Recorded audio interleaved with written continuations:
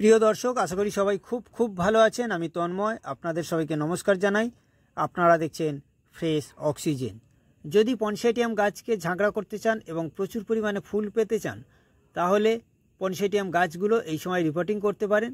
আমার এই গাছটা আমি এই সময় রিপোর্টিং করছি। এটা সেপ্টেম্বর মাসের 14 তারিখ চলছে আজকে। আর 10 ইঞ্চি পটে রিপোর্টিং করছি।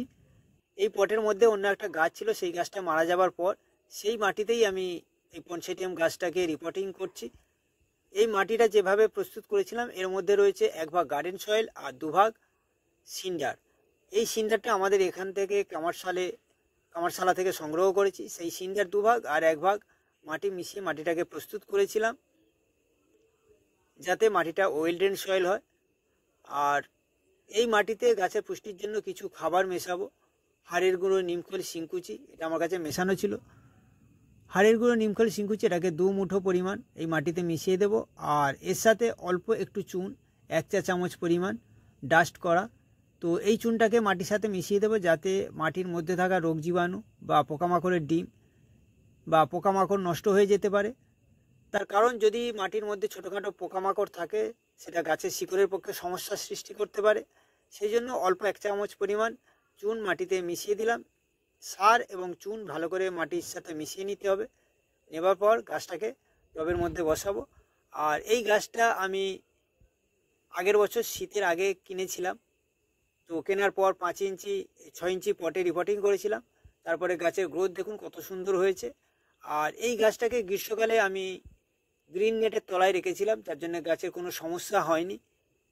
আর পুরো বর্ষাটাই গ্রিন নেটের নিচে রয়েছে। আর যেহেতু এই গাছটা সিন্ডার দিয়ে রিপোর্টিং করে বসিয়েছিলাম গ্রো ব্যাগ থেকে, তো সেই জন্য গাছে কোনো সমস্যা হয়নি বৃষ্টির মধ্যেও, যেহেতু সিন্ডারে ছিল। তো এবছরও গাছটাকে আমি যখন রিপোর্টিং করছি, সেই একই ধরনের মাটির মিশ্রণ দিয়ে গাছটাকে রিপোর্টিং করছি। গাছটা মাঝখানে বসিয়ে চারিদিক দিয়ে মাটি দিয়ে চেপে ভালো করে বসিয়ে দেবো, যাতে গাছটা হেলে না পড়ে। আর যেহেতু আমি এই বর্ষাকালে গাছটাকে রিপোর্টিং করছি, সেই জন্য এই গাছটা রিপোর্টিং করার পর একটা শেডের মধ্যে নিচে রেখে দেবো, যাতে বৃষ্টির জল এই মুহূর্তে না পায়। যেহেতু গাছটা সবে বসাচ্ছি, আর এই সময় যদি অতিরিক্ত বৃষ্টির জল পায়, গাছের গোড়া পচে গাছ মারা যেতে পারে।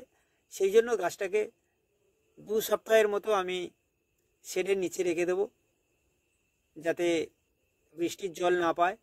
তো এর জন্য আমি একটা প্লাস্টিক খাটিয়ে একটা শেড বানিয়েছি সাদা পলিথিন দিয়ে। এই শেডের নিচে রাখবো, যাতে বৃষ্টির জল না পায়, এবং একটু সাইডের দিকে রাখবো, যেখানে দুপুরে চড়া রোদটা পড়ে না, এরকম একটা জায়গায় রাখবো। তার কারণ এখন দুপুরের রোদ এতটাই চড়া, যেটা পনসেটিয়াম গাছের জন্য সমস্যা হতে পারে। সেই জন্য একটু ছায়ার দিকে রাখবো।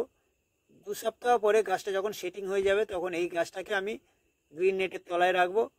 আর তখন এই গাছের আর কোনো সমস্যা হবে না। আর গাছ বসানোর সাথে সাথেই একটু জল দিতে হবে, যেহেতু মাটিটা ভিজে ছিল, সেই জন্য অল্প পরিমাণে জল দিলাম।